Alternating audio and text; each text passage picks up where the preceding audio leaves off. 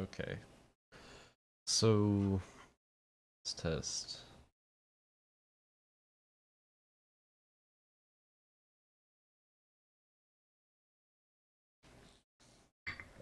Shit, I already spilled my coffee.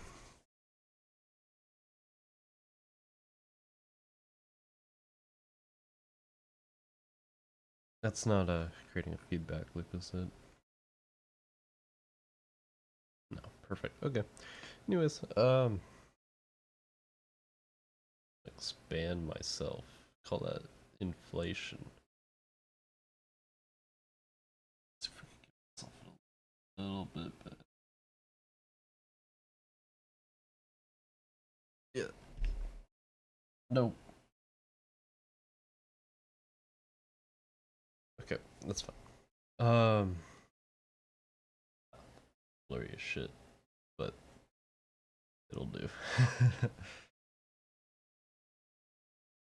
So today's stream, I'm just gonna kind of be going over more of a schedule I'm trying to set up. Bothering.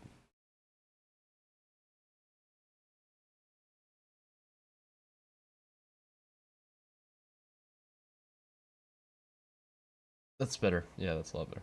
Okay. So I'm gonna be trying to move my streams more to the morning, maybe evening, based on where you're at. But I'm gonna try to do more daily stuff, but shorter form content. So maybe 45 minutes to an hour at a time. And then on Sunday, I think I'm about doing much longer streams for everything. So with this stream, I'm actually just kind of gonna be going over something new that's coming out. Let me pull that up real quick.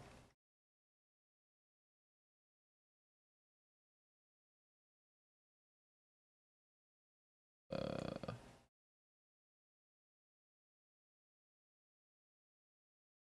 go.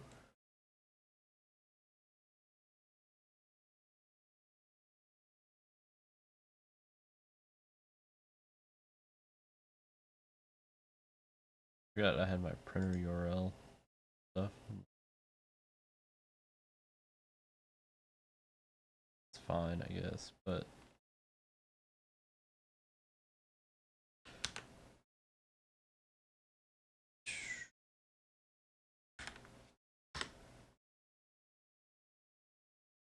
there we go. Okay.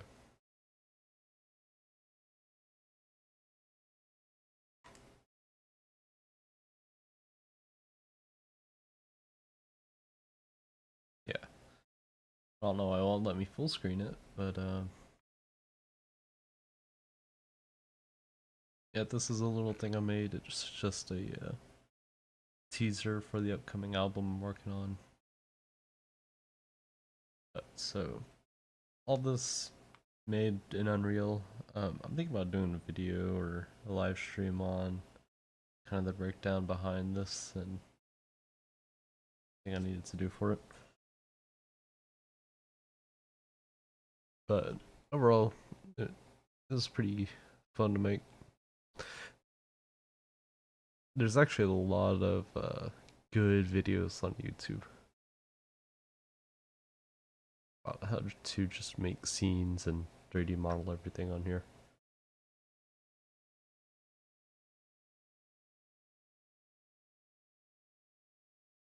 But yeah, um, it's kind of the big announcement here is that's being released today. But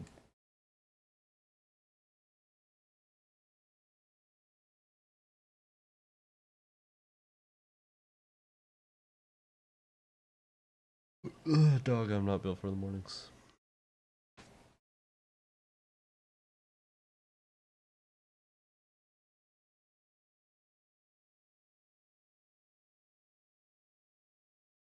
Okay.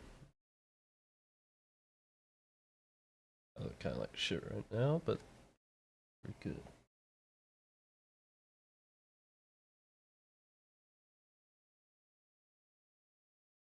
Okay, I think there's definitely an echo.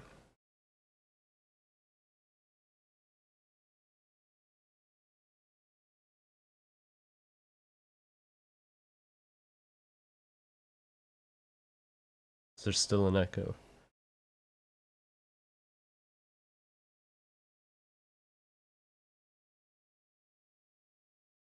Man, what did I do?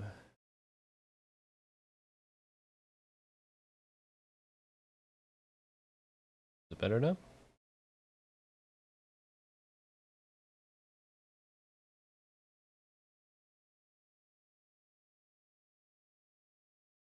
Okay, I think that's good enough for me.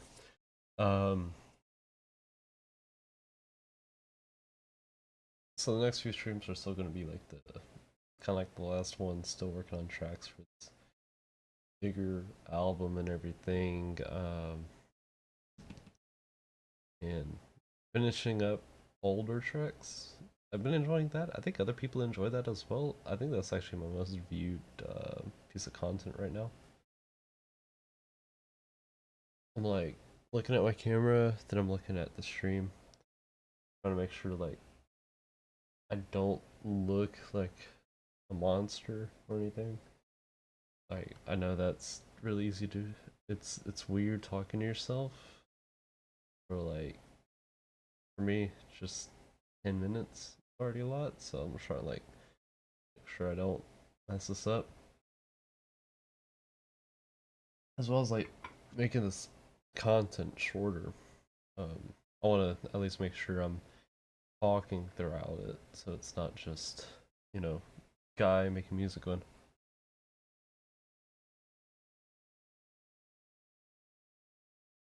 Hey, I couldn't see my hands. You know. Anyways, let's just hop into it. Um,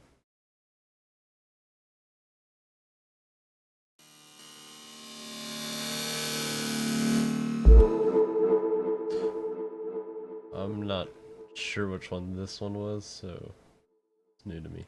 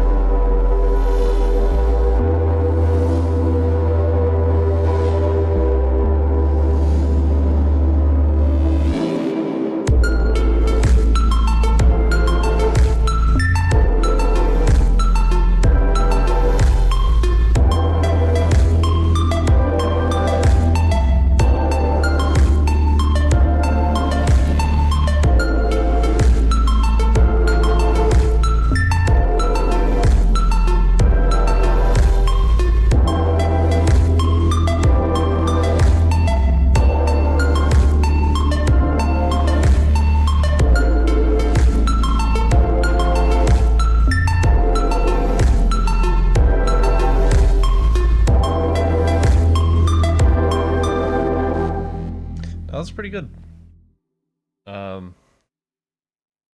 It's a lot different than I feel like I normally would make. Um, Halion Sonic. I think I remembered this one. I think this was actually on stream, I feel like. But I was going back through with the Fruity Loops stuff. SAR.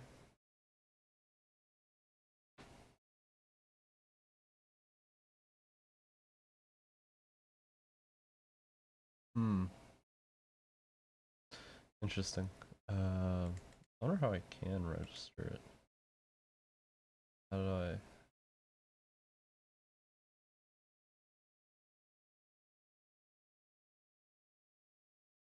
gonna have to register it at some point.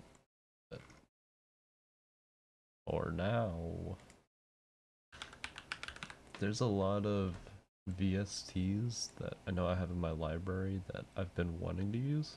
That's kind of like the ultimate conundrum that I think a lot of producers that if you're like me and you are much more geared towards like getting excited over finding new VSTs and samples to use, um, and finding weird stuff, um, you'll probably end up with much more VSTs than you can even think about choosing from. And I hear it all the time. Like, uh, these YouTubers will say, um, "No, you should only have your top five and five other effects and VSTs to use." And I get it. It's like the minimalism mindset, but I feel like when it comes to like how much you can do and manage, like you should be able to have more, you know? Because I have, I think, 2 to 3 different string libraries, and the fun thing about that is that uh, you can kind of use it as a grab bag. You go into your VST plugin folder, scroll up and down real quick, and just drag and drop. Pretty much. Or if you remember that there's one specific sound you want, like Spitfire BCC Orchestra, or is it BBC? About to get canceled, aren't I? Fuck. Whichever one of those is free, and it's really good because it has essentially panning built into it. The uh, samples they use for it are really high quality. Um, I can't tell you every in and out of it. I'm not an expert on that, but it's really good for building a really good like orchestra environment because it has a large array of specific orchestra instruments you can pick to build essentially an arrangement in your track. Now, people say that's good and great. Why do I keep using session strings? Session strings is really good for, I feel like, articulation. It's really good for more dynamics. So it's like session strings, I think of is going to be the string groups that are going to be in front. So it's going to be these string groups that are usually like first chair people that might be doing solos, that might be doing the accents on stuff. You may think I sound very smart by saying that, but it's more so it's just like this string louder, this string quieter, this string over there, this string sounds closer. That's kind of how my brain works on that. So usually when I'm working on tracks, I'll try to put the session strings in front. And what I'll normally do is have them doing something simpler than the rest of the arrangement. But it usually takes me a long time to get there, and it takes a lot of building. Um, but I think the most important thing when working with stuff like strings is if you could separate each like group of instruments. Mm, the main instruments you're going to have are bass, cello, viola, violin, and that's like low pitch to high pitch. Violins on top, basses are on the low. That makes sense, right? And then you're going to have your oboes, clarinets, timpani drums, all that. So with these groups, you don't want the basses playing high pitched violin notes, and you don't want it the other way around. But cello and bass kind of interact.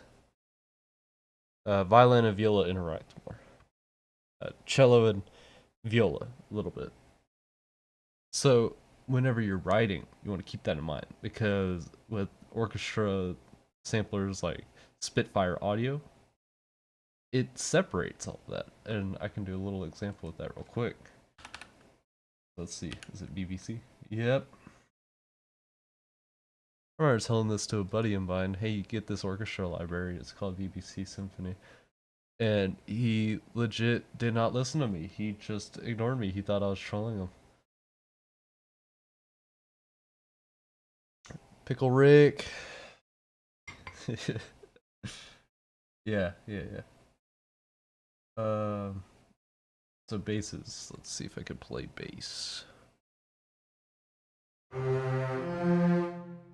So I'm playing this on my keyboard to the right of me, and it doesn't even reach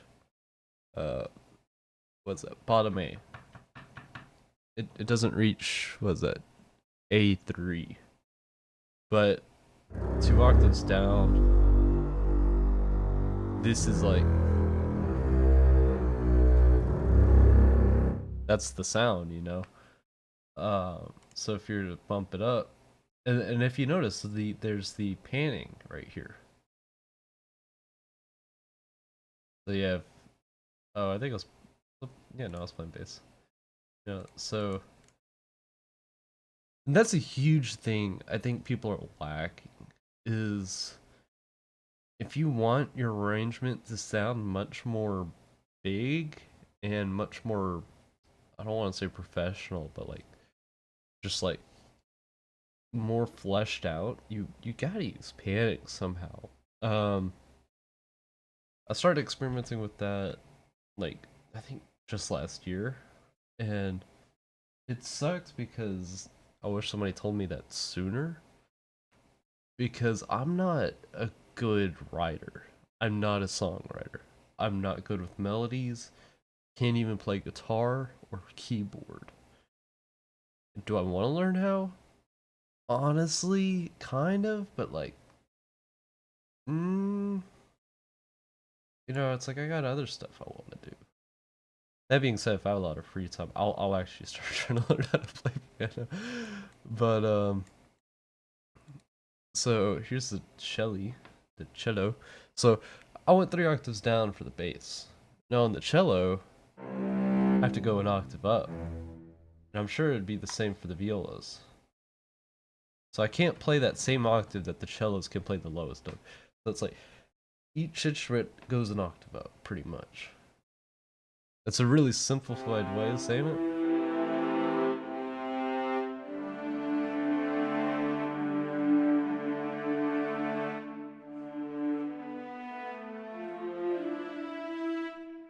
I think you even get this one's here. Might be wrong. So even on here on this little keyboard that my big head is covering, you can actually see the note range of each of these instruments. This comes with cool stuff, dynamic and expression. If you're writing anything with the stringed instruments, you have to either be using a shitload of effects like me, or using MIDI control to control these expressions. A lot of what people do is if you have those nice keyboards that have the knobs and ribbons on them that you can control how you play the keyboard as you're playing, you can live adjust the expression. So here I have it mapped. So let me try something out.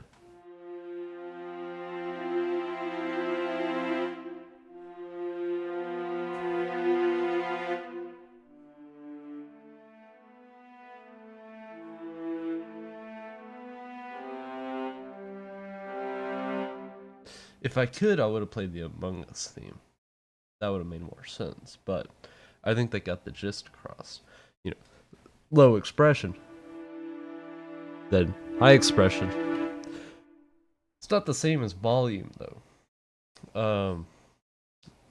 Using a volume control is good, and I highly recommend that. But they're not the same. Uh, Actually, I could probably go do a demonstration real quick. But the main difference is the expression involves how hard the string is being pushed, and it can also depend on how fast it's being ran across the instrument. I could do a demonstration. I mean, why don't I? I mean, I'll be right back.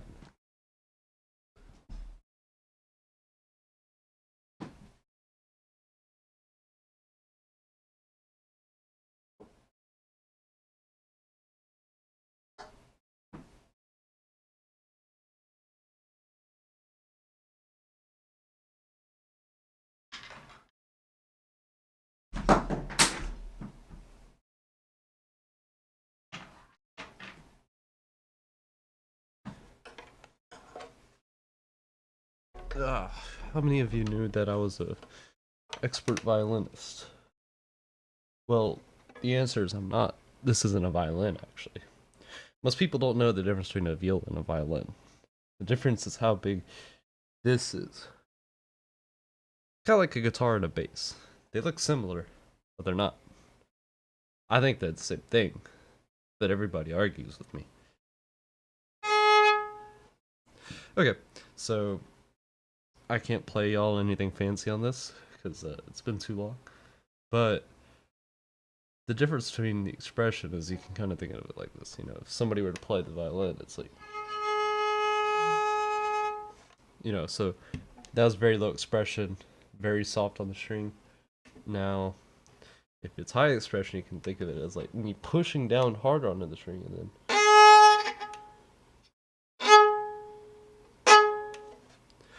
And that kind of goes into like what these different modes are. So we got long, spiccato, pizzicato, and tremolo. So the difference between long and spiccato is it's like long is spiccato goes. You can like think of it as like more of an accented note, and then pizzicato is. And then tremolo is, you can see it, my little finger is on the instrument. And tremolo is essentially wiggling it as you play. I can do a little. So we have that here. This is long, spiccato, pizzicato, boom boom, dun dun dun dun, and then tremolo. Now the difference between me and them is they have these people have 10 years of training at least, and are good. Okay, so that's the basic. I'll be right back.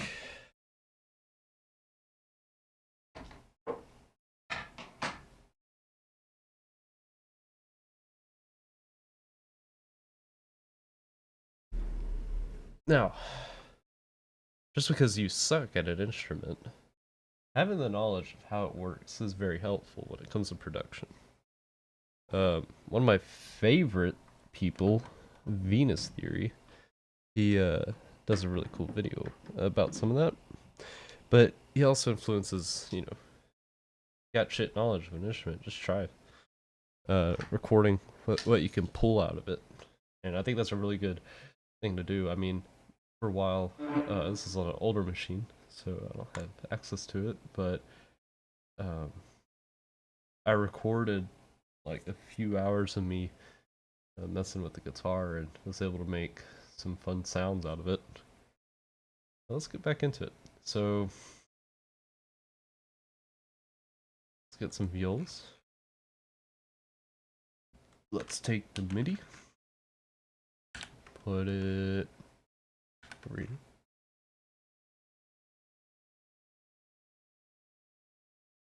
Now, why can't we hear anything? I can tell you that. These are low notes.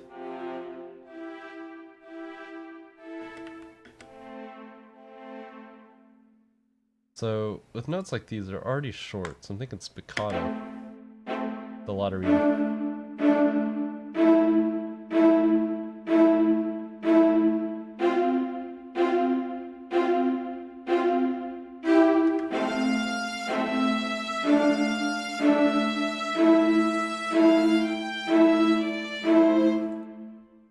That's already sounding kind of good. So while I'm here, I'm gonna take use of the scale tool that's been added. So it looks like it's already in A major, so that's actually kind of fucking sick.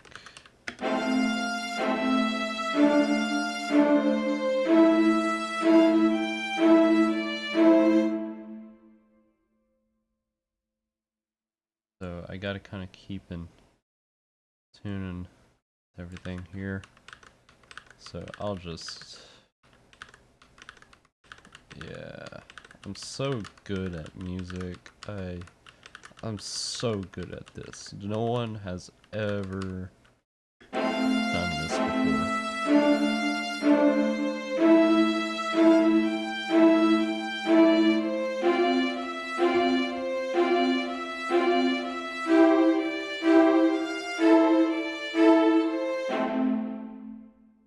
Actually, that's kind of good.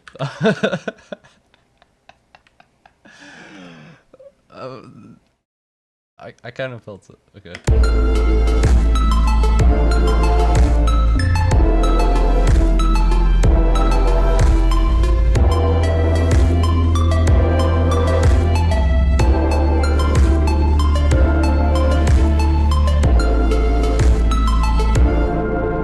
So, I like those more or less pulled notes.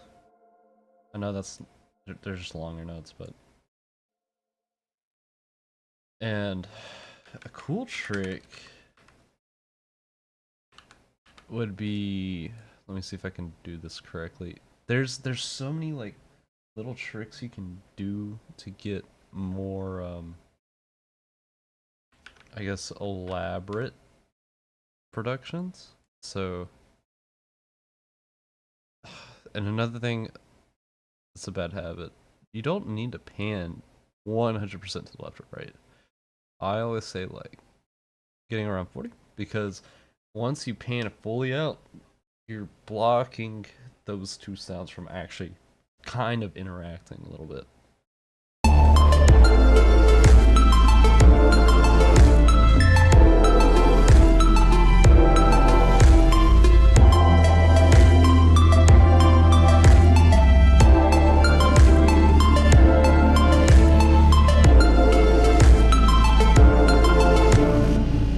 That's cool, right? I think it's kind of sick.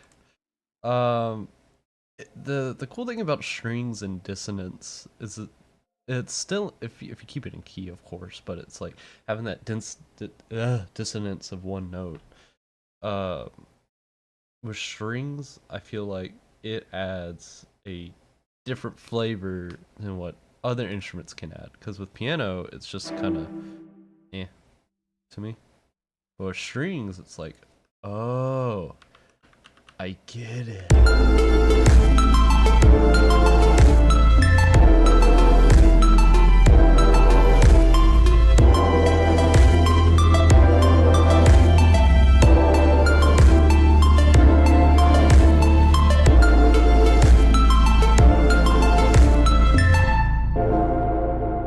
Okay, so we can actually just loop this part.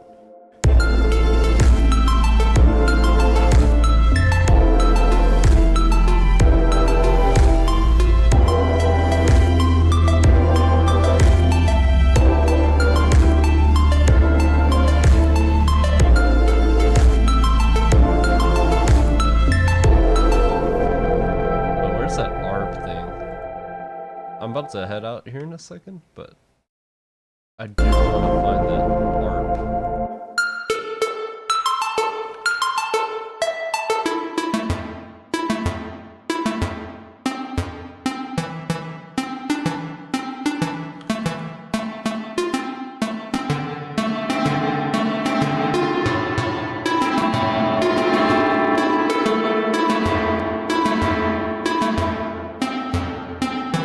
That's it. That's what I wanted. I don't know why, but